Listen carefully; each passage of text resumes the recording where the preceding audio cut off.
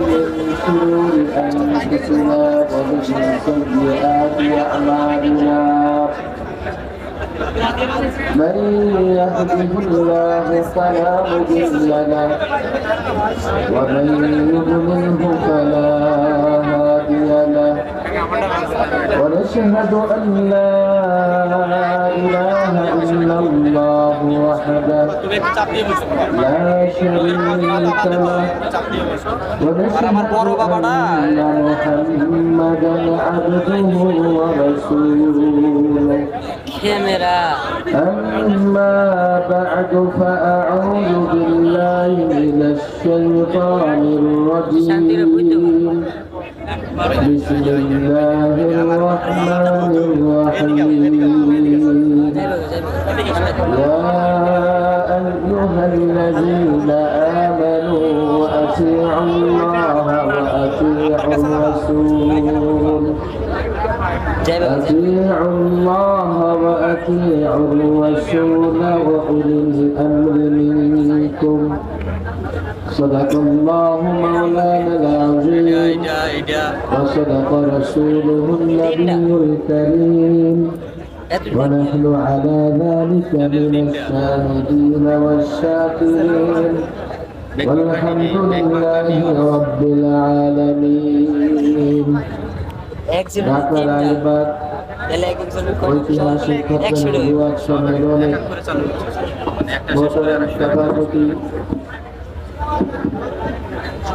প্রধান অতিথি আমন্ত্রিত অতিথিবৃন্দ আমন্ত্রিত ওলামায়ে কেরাম ছাত্র জনতা যুব সমাজ এবং দিন দরদি ইসলাম তাওহীদি জনতা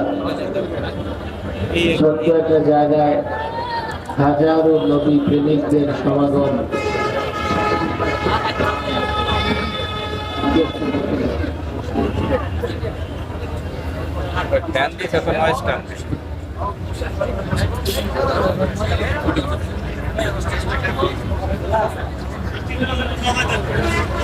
তোমরা যারা ক্যামেরাওয়ালা আছো, আমি অনেকবার ক্যামেরাম্যানদের এই নির্দেশনা দিয়েছি, মাইক যখন লাগাবে তোমরা মাইক্রোফোন বা ক্যামেরার মাইকের নিচে রাখবে, নিচে। আগামীতে আমার কোনো প্রোগ্রামে যদি ভুল করো তো ক্যামেরা সব পরিগান হয়ে যাবে। আমি মাইকই খুঁজে পাচ্ছি না, কোনটা মাইক, সাউন্ডও ঠিক মতো যাচ্ছে না। তোমরা আসছো না, জনতাও আসছে। এই সবগুলো আগামীকালও যে প্রোগ্রাম আছে নাকি, তোমরা আসো, অনেক কষ্ট করো। এই যে একটা সেটিং করছো, এই সেটিং এ বয়ান করার মতো কোনো পরিবেশ আছে?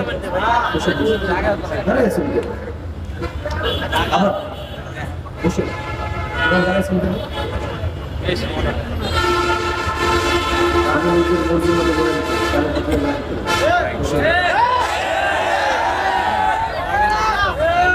শুরু করছে, তিনবার জেলে যাওয়া লাগে না। উসুল এবং নীতিতে সব বরাবর, মৌলভী সাহেব হোক আর সাধারণ মানুষ হোক, নীতির বাইরে কাজ কখনো গ্রহণ দিতে। আরাম করে বসেন, দিলে ওটা পিছনে যাবে, কোনো কথা শোনা হবে না। তোমরা যারা ক্যামেরাওয়ালা আসো, দেখো এইভাবে সেটিং করছো, মাইক খুঁজে পাওয়া যাচ্ছে না, আবার আমি জনতাকে দেখতে পাচ্ছি না, শুধু তোমার এই কালো কালো জিনিসে দেখা যায়। তোমাদের একটু বুদ্ধি করে তোমরা সামনে কাজ করবা, যাতে করে জায়গাটা ছোট্ট, লোকজন কত বেশি, আলোচক অনেক আছে, আমারও প্রোগ্রাম আছে, তোমাদের নসিহত করবো না, প্রোগ্রামে যাবে। তোমার আলহামদুলিল্লাহ প্রোগ্রামের আয়োজক হুমায়ুন সরকার সাহেব আমাকে যে সময় দিয়েছিলেন, আরো 10 মিনিট আগে চলে আসছে স্টেজে, আমার সময়ের আগেও আসছে। সময়ের বড় মূল্য আছে, সময় মতো কাজ শেষ করতে হবে, কিন্তু সময় মতো কাজ শেষ না করে পরে বলবেন বাড়িয়ে দিতে হবে। অনেক ছাত্র এখানে এসছে, অনেক যুবকরাও আসছে, কথা বলবার মতো অনেক বিষয়ও এখন সামনে আছে। মাওলানা আলী হাসান ওসামা জিহাদ নিয়ে কথা বলেছে, এখানে অনেক যুবক আছে, তাদেরকেও জিহাদ বিষয়ে সঠিক বিষয়টা বোঝার দরকার আছে না নাই? আমরা দেখেছি আজকেও এক উপদেষ্টা বলেছেন যে জঙ্গিবাদকে এড়িয়ে যাওয়া যাবে না, জঙ্গিবাদকে প্রশ্রয় দেওয়া যাবে না। সুন্দর কথা, কিন্তু এই কথাতে আমাদের জন্য ভয়ের জায়গা আছে। সেটা কি?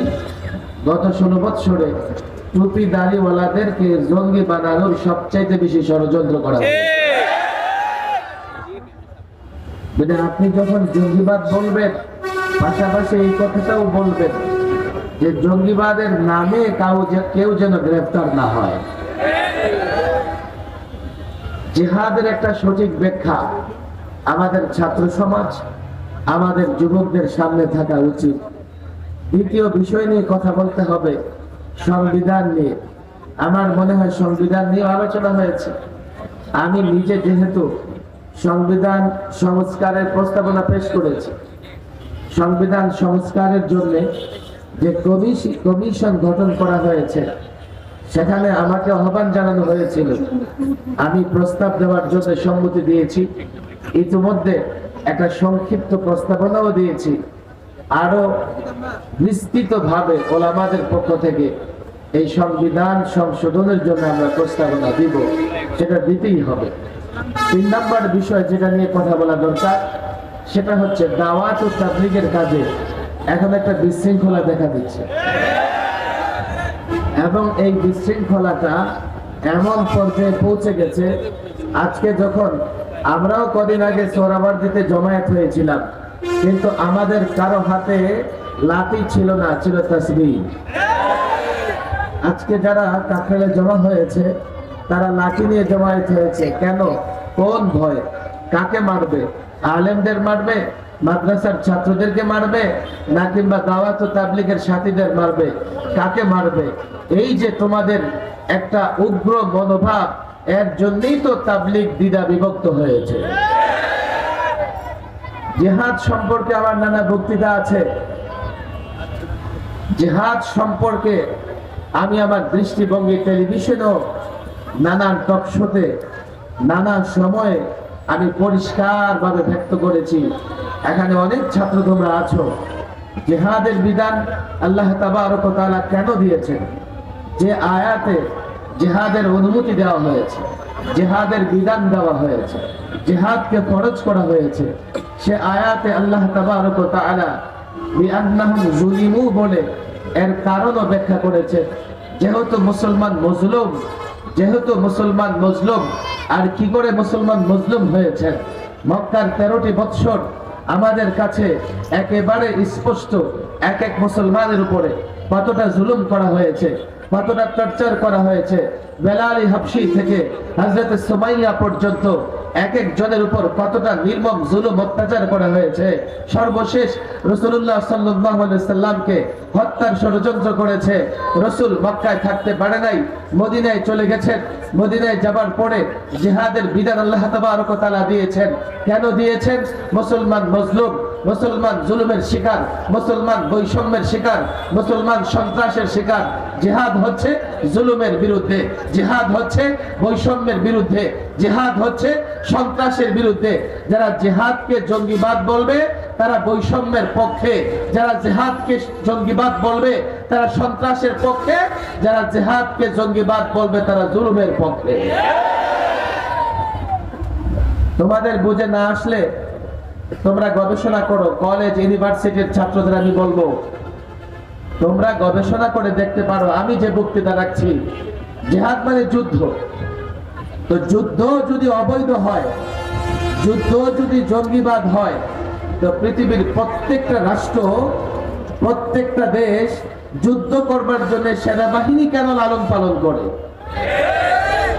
জিহাদ বা যুদ্ধ যদি অবৈধ হয়, যুদ্ধ যদি সন্ত্রাস হয়, যুদ্ধ যদি জঙ্গিবাদ হয়, তাহলে পৃথিবীর প্রত্যেকটা রাষ্ট্র যুদ্ধের জন্য কেন আধুনিক অস্ত্র তৈরি করে? আমরা তো দেখছি যার হাতে যত আধুনিক অস্ত্র আছে সেই তত বড় মাতব্বর, তত বড় গোরল। কথা ঠিক না বেশি? বলে হুজুর যুদ্ধের সমস্যা নাই, সমস্যা হচ্ছে জিহাদ শব্দে। আপনারা জিহাদ শব্দ বলবেন না, আপনারা যুদ্ধ শব্দ বলেন, আমাদের কোনো আপত্তি থাকবে না।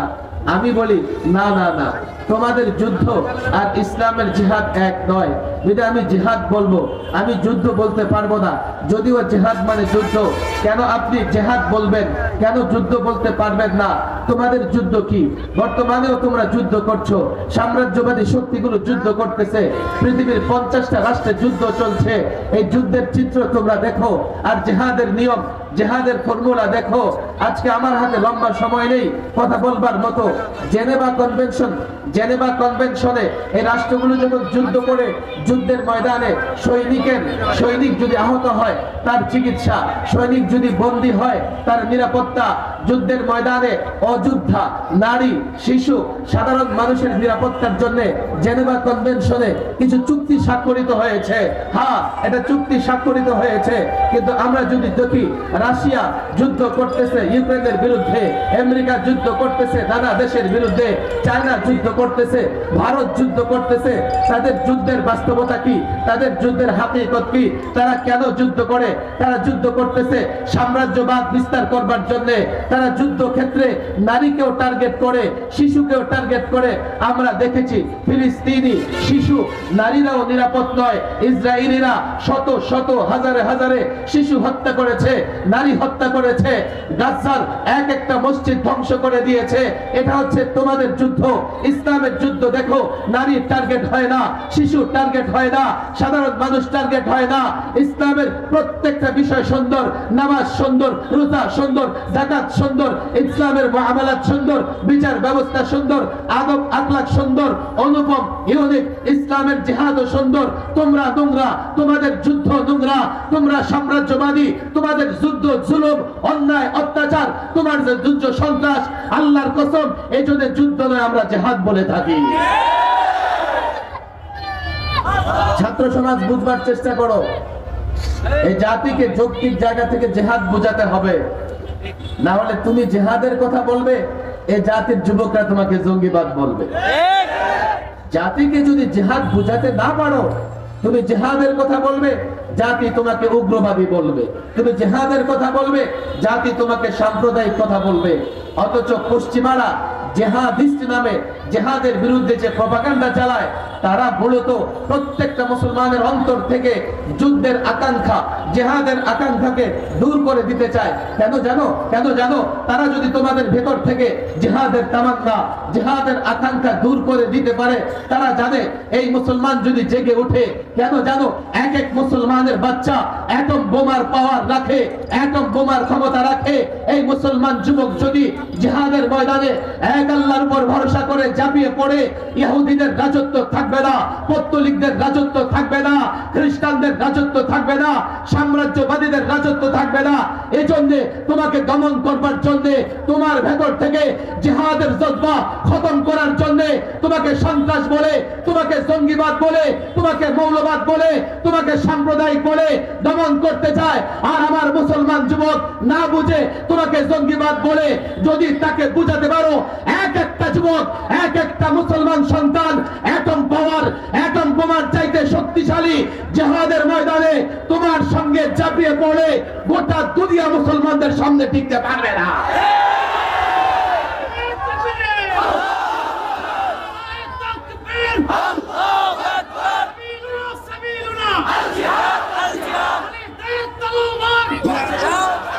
তারা বলবে কি, হুজুর জিহাদের নামে তো অনেক জায়গায় অনেক উল্টাপাল্টা কাজ হচ্ছে।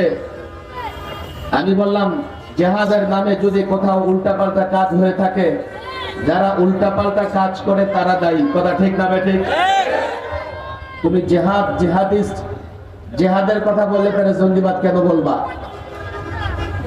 উদাহরণ চাও, এক্সাম্পল চাও? পৃথিবীতে অনেক রাষ্ট্রপ্রধান গণতন্ত্রের কথা বলে স্বৈর শাসন চালু করেছে। এর একটা এই যে পলাতক সরকার অনেক গণতন্ত্রের কথা বলেছে, কিন্তু 16 বছরে স্বৈর শাসন প্রতিষ্ঠার পরে এই দেশের জনগণের উপরে জুলুম ছাড়ার কিছুই করে না।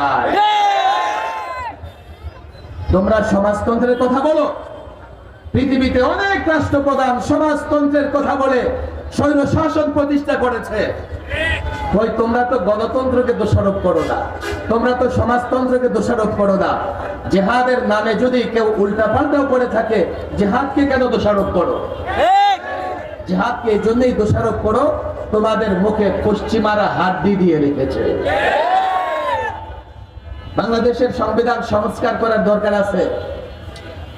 বিশেষ করে এই ফ্যাসিস্ট সরকার 2011-তে সংবিধানকে এত কাটা ছেঁড়া করেছে, সংবিধান থেকে বিসমিল্লাহ তুলে দিয়েছে, সংবিধান থেকে আল্লাহর উপর আস্থা বিশ্বাস মুছে দিয়েছে, যার কারণে আল্লামা মুফতি আমিন রাহিমাহুল্লাহ এক বক্তৃতায় বলেছিলেন, যেই সংবিধান থেকে বিসমিল্লাহ তুলে দিয়েছে, যেই সংবিধান থেকে আল্লাহর উপর আস্থা বিশ্বাস তুলে দিয়েছে, সেই সংবিধানকে ডাস্টবিনে নিক্ষেপ করা হবে। আল্লামা মুফতি আমিন রাহিমাহুল্লাহর বিরুদ্ধে রাষ্ট্রদ্রোহ মামলা হয়েছে। কেন তিনি সংবিধান নিয়ে কথা বললেন? কেন তিনি সংবিধান নিয়ে কথা বললেন? দেখো, ছাত্র সমাজকে আমি বলি, আমাকে বলা হয়েছে, হুজুর আপনি যেহেতু সংবিধান সংস্কার করতেছেন, আপনাকে তারা ডেকেছে, আপনি সংবিধান নিয়ে কথা বলবেন না। আমি বললাম, আমি যে সংবিধান নিয়ে কথা বলবো না, বলবেটা কে? আমাদের ছেলেরা তো সংবিধান নিয়ে পড়াশোনা করে না। যে রাষ্ট্রে তুমি বসবাস করতেছো সেই রাষ্ট্রের সংবিধান সম্পর্কে তোমার জানতে হবে, যাতে কখনো সুযোগ হলে তুমি সেই সংবিধান পরিবর্তন করে সংস্কার করে একটা ইসলামী সংবিধান প্রণয়ন করতে পারো। দেখো, ৭১-এ রাষ্ট্র স্বাধীন হয়েছে, ৭২-এ সংবিধান প্রণয়ন হয়েছে। ৭২ সংবিধান প্রণয়ন করতে গিয়ে সংবিধানের মূল নীতিতে ওরা সেকুলারিজম নিয়ে এসেছে। বলে, হুজুর সেকুলারিজম কি জিনিস? অনেক যুবকরা সেকুলারিজম বুঝে না, ধর্ম নিরপেক্ষতাবাদ বুঝে না। এই জন্য সেকুলারিজমের বিরুদ্ধে আমরা যতটা ক্ষুব্ধ, এই যুবকরা ততটা ক্ষুব্ধ নয়। সেকুলারিজম বুঝতে চাও, আমি তোমাদেরকে দুইটা উদাহরণ দেই। আমি সেকুলারিজমের সংজ্ঞায় যাব না। কামাল আতাতুর্ক তুরস্কে সেকুলারিজম প্রতিষ্ঠা করেছিল। সেকুলারিজম প্রতিষ্ঠা করবার পরে হিজাব নিষিদ্ধ, দাড়ি রাখা নিষিদ্ধ, কোরআন পড়া নিষিদ্ধ। তুরস্কের মুসলমানেরা গর্তের ভিতরে লুকায়া লুকায়া কোরআনে কারীম শিক্ষা করত, মসজিদগুলোকে মিউজিয়াম বানিয়ে ফেলেছিল। এমনকি তুরস্কের যে বর্ণ অক্ষর, এই অক্ষরগুলোর মিল ছিল আরবি অক্ষরের সাথে। এই কামাল আতাতুর্ক কি করেছে? কেন মিল থাকবে আরবির সঙ্গে? এটা তো একটা ধর্মের একটা প্রতীক হয়ে যায়, একটা ধর্মের সঙ্গে মিলে যায়, এটাও রাখা যাবে না। বর্ণ পরিবর্তন করে এমন বর্ণ প্রত্যাবর্তন করেছে যার মিল থাকবে ইংরেজের সঙ্গে। এইভাবে তুরস্কে কামাল আতাতুর্ক সেকুলারিজম প্রতিষ্ঠা করে তুরস্ক থেকে ইসলাম বিদায় করে দিয়েছিল। যদিও এখন মিস্টার এরদোগান এসে, যেই তুরস্কে কোরআন পড়া নিষিদ্ধ ছিল, এখন তুরস্কে রাষ্ট্রীয় অনুষ্ঠান শুরু হয় প্রেসিডেন্টের কোরআন তেলাওয়াতের মাধ্যমে। বাংলাদেশ, হুজুর তুরস্কের ইতিহাস তো শুনলাম, বাংলাদেশে সেকুলারিজমে আপনার সমস্যা কোথায়? আপনার মাথা ব্যথা কোথায়? তোমরা জানো 2011-তে সংবিধানে সেকুলারিজম আসছে। ভারতে শিক্ষা পাঠ্যক্রম, শিক্ষা সিলেবাস প্রণয়ন করা হয়েছে। যেহেতু রাষ্ট্রের ধর্ম নাই, যেহেতু রাষ্ট্র ধর্মহীন, তাহলে শিক্ষায় ধর্ম থাকবে না। এই জন্য তারা কি করলো? নবীদের জীবনীবাদ, সাহাবীদের জীবনীবাদ, মুসলিম লেখকদের জীবনীবাদ, এইভাবে শিক্ষা ব্যবস্থাকে সেকুলারিজমের মাধ্যমে তারা প্রণয়ন করে জাতির শিক্ষার্থী সন্তানদেরকে নাস্তিক মোরতাদ বানানোর ষড়যন্ত্র করেছিল। তাদের সেকুলারিজমের প্রভাবটা কোথায় পড়েছে দেখো। সর্বাগ্রে তারা শিক্ষা ব্যবস্থায় হাত দিয়েছে, শিক্ষা ব্যবস্থায় হাত দিয়ে ইসলামী শিক্ষাকে ধ্বংস করবার চেষ্টা করেছে। এমনকি আলিয়া মাদ্রাসার বই পুস্তকে নাচ গান, তার প্রচ্ছদে হিজাব ছাড়া নারীর ছবিও তারা স্থাপন করেছে। বাংলাদেশে কি করে সেকুলারিজমের প্রভাব আমাদের উপরে পড়েছে জানো? সর্বশেষ তারা ইসলামী শিক্ষাকে সংকুচিত করেই ডারউইনিজম নিয়ে আসছে। ডারউইনিজম এই জাতির শিক্ষার্থীদেরকে বানরের বাচ্চা বানানোর ষড়যন্ত্র তারা করেছে। আমি বলি, দেখো, আমরা আদম সন্তান, আল্লাহ আমাদের সম্মানিত করেছেন। আমরা বানরের সন্তান নই, আমরা বানর থেকে সৃষ্টি নই। তোমরা যারা নাস্তিক, মোরতাদ, বেঈমান, তোমাদের কারো জন্ম পার্কে, কারো জন্ম নদী নালা ডুবায়, তোমরা তালাশ করে দেখো তোমাদের জন্মের পেছনে বানরের অবদান আছে না নাই? সেকুলারিজম নিয়ে এসছো কেন? বিসমিল্লাহির রহমানির রহিম কেন বাদ দিয়েছো? আজ পর্যন্ত বাংলাদেশে কাউকে দেখি নাই সেকুলারিজমের জন্য সমাবেশ করতে, দাবি করে রাজপথে নামতে, অথচ বিসমিল্লাহ যখন বাদ দেওয়া হয়েছে আমরা প্রতিবাদ করেছি, দেশের মুসলমান প্রতিবাদ করেছে, আল্লাহর উপর আস্থা বিশ্বাস যখন বাদ দিয়েছে সমস্ত মানুষ প্রতিবাদ করেছে। একজন মুমিন ছোট্ট কাজ করে বিসমিল্লাহ বলে শুরু করে, ঘরে প্রবেশ করে বিসমিল্লাহ বলে প্রবেশ করে, ঘর থেকে বের হলে বিসমিল্লাহ তাওয়াক্কালতু আলাল্লাহ বলে বের হয়, পানি খায় বিসমিল্লাহ, খাবার খায় বিসমিল্লাহ, ঘুমোতে যায় বিসমিল্লাহ। সেই দেশের সংবিধানে বিসমিল্লাহ থাকবে, দলিলে বিসমিল্লাহ থাকবে, সেই দেশের রাষ্ট্রীয় কাজে বিসমিল্লাহ থাকবে, এটাই স্বাভাবিক। আল্লাহর উপর আস্থা বিশ্বাসের কথা বলো, এটা তো আরো স্বাভাবিক, কেননা প্রত্যেকটা মুসলমান আল্লাহর উপর আস্থা বিশ্বাস রেখেই কাজ করে, কথা ঠিক না বেঠিক? দেখো অনেক যুক্তি তারা দিবে, অনেক যুক্তি তারা দেয়। 1979-তে পঞ্চম সংশোধনী, পঞ্চমবার এই সংবিধানকে সংশোধন করে এখানে প্রেসিডেন্ট জিয়াউর রহমান বিসমিল্লাহির রহমানির রহিম এবং আল্লাহর উপর পূর্ণ আস্থা বিশ্বাস এই মূল নীতি সংযুক্ত করেছেন। আর 11 এর মানে 32টা বছর আমার দেশের সংবিধানে বিসমিল্লাহির রহমানির রহিম ছিল, 32টা বছর আমার দেশের সংবিধানে আল্লাহর উপর আস্থা বিশ্বাস ছিল। 32 বছরে ঘুরে ফিরে জাতীয় পার্টি, আওয়ামী লীগ, বিএনপি ক্ষমতায় ছিল, কারো কোনো সমস্যা হয় নাই। তাহলে কেন সংবিধান থেকে বাদ দিতে হবে? এই সংবিধান থেকে এগুলো বাদ দিয়ে সেকুলারিজম, গণতন্ত্র, সমাজতন্ত্র সব জগা খিচুড়ি করে ফেলেছে। কেন জানো? একটা দিয়ে ভারতকে খুশি করতে চেয়েছে, আরেকটা দিয়ে চীন রাশিয়াকে খুশি করতে চেয়েছে, আরেকটা দিয়ে আমেরিকা খুশি করতে চেয়েছে। কিন্তু আল্লাহ যখন চেয়েছেন তোমাদের পতন কেউ ঠেকাতে পারে না। কেন তোমরা এগুলো করেছো? আমরা এগুলো স্পষ্ট বলেছি, আমরা এই সরকারকে সহযোগিতা করতেছি। কেন? এই যাত্রা বাড়িতেও আমাদের সন্তানেরা তাজা রক্ত জড়িয়েছে। আমরা বলেছি এই সরকার সংস্কার করবে, আমরা সহযোগিতা করব। আমরা সংবিধান সংস্কার কমিশনকে পরিষ্কার বলেছি 32 বছর বাংলাদেশ সংবিধানে বিসমিল্লাহির রহমানির রহিম ছিল, সেটা নিয়ে আসতে হবে। আল্লাহর উপর আস্থা বিশ্বাস ছিল, সেটা নিয়ে আসতে হবে। সেকুলারিজম ছিল না, সেটাকে বাদ দিতে হবে। আরো 2টা বিষয় বলেছি। একটা বিষয় থাকবে এমন যে এই সংবিধানে বা আইনে যেখানে কোরআন সুন্নাহর সঙ্গে সাংঘর্ষিক কিছু থাকবে সেটা গ্রহণযোগ্য হবে না।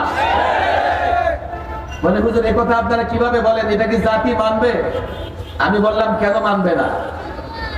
নির্বাচনের আগে ছাত্র সমাজ, যুবক তোমাদের বলি, প্রত্যেকটা রাজনৈতিক দল একটা ইশতেহার ঘোষণা করে, আর ইশতেহারে কি বলে? আমার দল যদি ক্ষমতায় আসে আমরা কোরআন সুন্নাহ বিরোধী আইন করব না, কথা ঠিক না বেঠিক? সব রাজনৈতিক দল কোরআন সুন্নাহর বিরুদ্ধে কিছুই বলতে চায় না। তাহলে কোরআন সুন্নাহর সঙ্গে সাংঘর্ষিক সব বাদ যাবে, এই কথাই তো বাংলাদেশের সবাই একমত। আর যেই কথাই সবাই একমত সেটা কেন সংবিধানে আসবে না? আসতে সমস্যা কোথায়? সমস্যা কোথায় আমাকে বলো। সমস্যা নাই, পশ্চিমারা নারাজ হবে, রক্ত আমরা দিয়েছি, পশ্চিমারা রক্ত দেয় না। আরেকটা কথা আমি বলেছি, সর্বশেষ নবী, আজকে খতমে নবুয়ত মহাসম্মেলন, সর্বশেষ নবী, সর্বশ্রেষ্ঠ নবী মুহাম্মদ সাল্লাল্লাহু আলাইহি সাল্লামকে নিয়ে কটূক্তি করলে এটা হবে সর্বোচ্চ অপরাধ, সর্বোচ্চ অপরাধ। তাকে সর্বোচ্চ শাস্তি দিতে হবে। আমি ছাত্র সমাজকে বলি, তাদেরকেও বলে এসেছি, তোমাদের বলে যাই। আমরা বলেছি দেখেন, আমরা যে দাবিগুলো জানাচ্ছি এটা সব রাজনৈতিক দল, কোন দল অস্বীকার করতে পারবে না, কোন মুসলমান অস্বীকার করতে পারবে না। যদি আপনারা মনে করেন না না না না আপনাদের এই কথায় জনতা একমত নয়, আপনাদের এই কথা জনতা মানবে না, কি চান? গণভোট দেবেন? দেন। গণপরিষদ গঠন করবেন? করেন। আর যদি মনে করেন না না না জনসমাবেশ, জনসমাগম দেখতে চাই, দেখতে চাই কতজন মানুষ বিসমিল্লাহ চায়, দেখতে চাই কতজন মানুষ আল্লাহর উপর আস্থা বিশ্বাস ফিরিয়ে আনতে চায়, আমি তাদেরকে বলেছি, তোমাদের বলে যাই, এটা রাজনৈতিক ইস্যু নয়, দলীয় ইস্যু নয়, মাদ্রাসা মসজিদের ইস্যু নয়, এদেশের 16 কোটি জনতার ইস্যু। আমি আবারও বলি, মিডিয়ার সামনে বলি, এই বিষয়গুলোর পক্ষে আপনারা যদি জনমত চান, আপনাদের আমরা সহযোগিতা করছি, সহযোগিতা করব, নিঃস্বার্থ সহযোগিতা করব। আমরা উপদেষ্টা হতে চাই না, আমরা কোনো পদ পদবি চাই না, আমরা সহযোগিতা করছি। রাষ্ট্র মেরামত করবেন, আমরা সহযোগিতা করতেছি। রাষ্ট্র সংস্কার করবেন। যদি মনে করেন আমাদের মতামতের পক্ষে লোকজন জড়ো করা দরকার, সমাগম ঘটাবার দরকার, জনসমাবেশ ঘটাবার দরকার, আমি পরিষ্কার বলি, তোমাদের বলে যেতে চাই, টেকনাফ থেকে তেতুলিয়া, রূপসা থেকে পাথরিয়া, বাংলাদেশের যে কোনো জায়গায় যদি বলো, ভাষাঞ্চলে, সেন্ট মার্টিনে, উত্তরবঙ্গে, দক্ষিণবঙ্গে, যেখানে তোমরা বলো না কেন, আল্লাহর কসম আমাদের এই দাবির পক্ষে কম পক্ষে 1 লক্ষ মুসলমান, কম পক্ষে 1 কোটি মুসলমান জমায়েত হবে, জমায়েত হবে।